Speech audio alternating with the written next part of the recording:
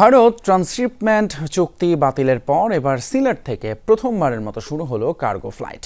ভারতের চেয়ে কম খরচ আর ঝুঁকি ঝামেলা ছাড়াই পণ্য পাঠানো যাবে বিভিন্ন গন্তব্যে, তাই উচ্ছ্বাস ছিল ব্যবসায়ীদের।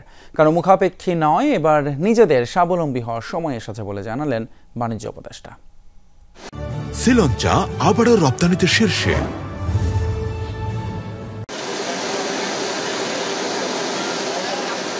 সিলেট ওসমানী আন্তর্জাতিক বিমানবন্দর থেকে প্রথমবারের মতো কোনো কার্গো ফ্লাইট যাত্রা করবে, তাই সন্ধ্যা 7:30টার দিকে ওয়াটার গান স্যালুট দিয়ে বিদায় জানানো হয় গ্যালেস্টার এভিয়েশনের এই চার্টার ফ্লাইটকে। স্পেনের উদ্দেশ্যে 66 টন তৈরি পোশাক নিয়ে যাত্রা শুরু হলো কার্গো ফ্লাইটটির। ব্যবসায়ীরা বলছেন, ভারতের সাথে ট্রান্সশিপমেন্ট চুক্তি বাতিলে অনেকটা শাপে বর হয়েছে। আপনার দিল্লি বেঙ্গালুর দিয়ে খরচের ব্যাপার আছে, সময়ের ব্যাপার আছে, অনেক ধরনের রেগুলেটরি ইস্যু আছে, কিন্তু এটা খুব সহজ হয়ে যাবে। আমার মনে হয় বাংলাদেশের জন্য এটা একটা বিরাট কার্গো শিপমেন্টে সুযোগ নিয়ে আসবে ইনশাআল্লাহ।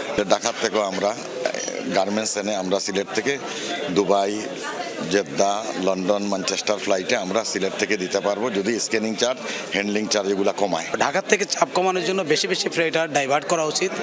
চিটাগং, দেন সিলেট, এই সমস্ত এয়ারপোর্টগুলোতে।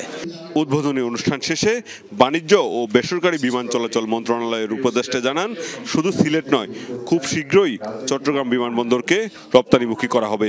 খরচ কমাতে নেওয়া হবে প্রয়োজনীয় পদক্ষেপ। ট্রান্সশিপমেন্টের যে বাতিলের যে সমস্যা, এটা কোনোটাই হয়নি। আমাদের পূর্বের খরচের থেকেও কম মূল্যে রপ্তানি করতে সক্ষম হব। আমরা মনে করি এর মাধ্যমে আমাদের কৃষিজ পণ্য এবং আমাদের শিল্প পণ্য, গার্মেন্টস পণ্য, এই দুইটার ব্যবসায় প্রবৃদ্ধি আসবে। সিলেট দিয়ে আমরা শুরু করলাম, আমরা পরবর্তীতে খুব শীঘ্রই আমরা চিটাগং চালু করব। এর আগে ওসমানী আন্তর্জাতিক বিমানবন্দরের আধুনিক কার্গো হাউসটি পরিদর্শন করেন উপদেষ্টা শেখ বশির উদ্দিন। মাহবুব রহমান রিপন, যমুনা নিউজ, সিলেট।